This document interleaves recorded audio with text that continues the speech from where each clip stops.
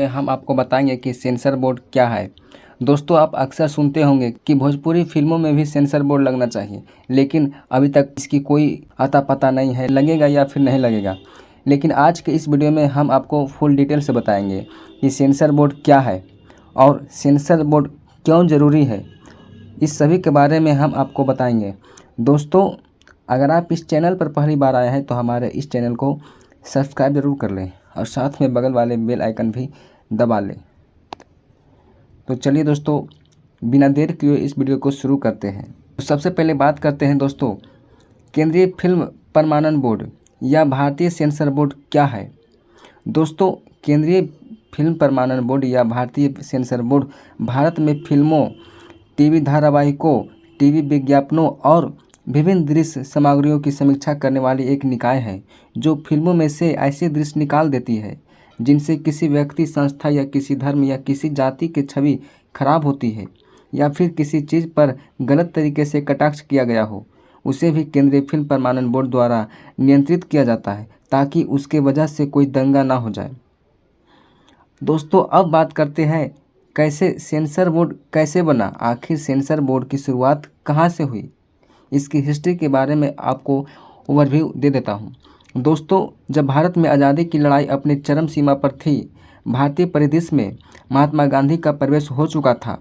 अपनी बात ज़्यादा से ज़्यादा लोगों तक पहुँचाने के लिए स्वतंत्रता सेनानियों ने अखबार के साथ साथ फिल्मों को भी जरिया बनाया और फिल्म के माध्यम से अंग्रेज़ों का काला करतूत पर्दाफाश किया जाने लगा था। ऐसे प्रयासों को रोकने के लिए तत्कालीन ब्रिटिश सरकार सिनेमेटोग्राफी एक्ट 1918 लेकर आई।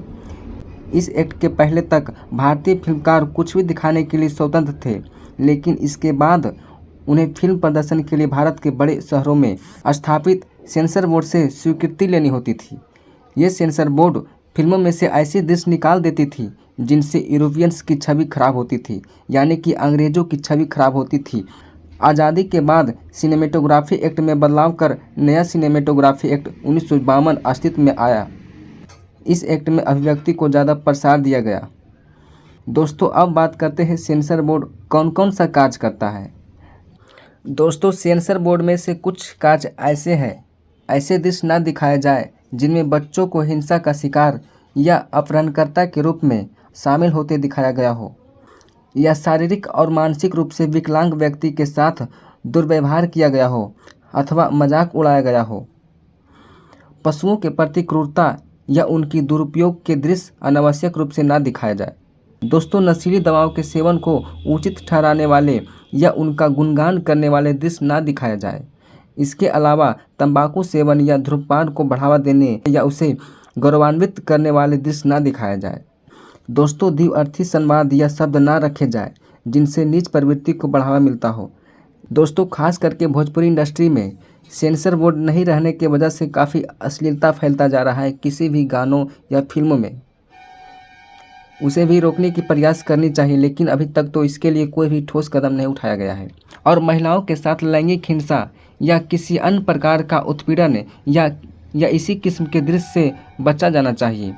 यदि कोई ऐसी घटना विषय के लिए प्रासंगिक हो तो ऐसे दृश्यों को कम से कम रखा जाना चाहिए और उन्हें विस्तार से नहीं दिखाना चाहिए। और सांप्रदायिक, राष्ट्र विरोधी प्रवृत्ति, जातिगत, धार्मिक या अन्य समूहों के लिए अपमानपूर्ण दृश्य या अपशब्द प्रयुक्त नहीं किए जाने चाहिए। दोस्तों, अब बात करते हैं फिल्म सर्टिफिकेट के प्रकार। दोस्तों, भारतीय सेंसर बोर्ड 4 प्रकार के सर्टिफिकेट देती है, यानी कि भारतीय सेंसर बोर्ड किसी भी फिल्मों को 4 ही कैटेगरी में बांटा गया है, जिनमें से कैटेगरी 1 है यू, दूसरा है यूए और कैटेगरी 3 है ए और कैटेगरी 4 है यस। अब मैं आपको बारी बारी से सभी के बारे में आपको बताता हूँ। कैटेगरी यू, इसका फुल फॉर्म है अनरिस्ट्रिक्टेड। इस प्रकार का सर्टिफिकेट उन फिल्मों को दिया जाता है जिन्हें सभी लोगों को दिखाया जा सके, चाहे वह किसी भी उम्र के हो। और कैटेगरी 2 की बात करते हैं, यूए, अनरिस्ट्रिक्टेड विथ कॉजन। इस तरह के सर्टिफिकेट के अंतर्गत 12 वर्ष से कम उम्र के बच्चों के साथ उनके बड़े अभिभावकों का होना आवश्यक माना जाता है, अतः यह नाबालिग बच्चों पर पूर्णतः प्रतिबंध करता है। अब कैटेगरी तीसरे की बात करते हैं, कैटेगरी ए, एडल्ट्स ओनली। इस कैटेगरी से प्रमाणित फिल्म केवल वयस्क व्यक्ति के लिए होती है जिसने अपनी उम्र 18 साल पार कर चुकी हो। अब कैटेगरी 4 की बात करते हैं। Restricted to special course. यह सर्टिफिकेट कुछ विशेष लोगों को दिखाने के लिए दिया जाता है, जैसे चिकित्सा क्षेत्र से संबंधित डॉक्टरों को दिखाया जाता है, जिसमें विभिन्न ऑपरेशन से संबंधित जानकारी दी जाती है। दोस्तों, अगर आप इस चैनल पर पहली बार आए हैं तो हमारे इस चैनल को सब्सक्राइब जरूर कर लें और साथ में बगल वाले बेल आइकन दबा लें। तो चलिए दोस्तों, मिलते हैं नेक्स्ट वीडियो में। जय हिंद।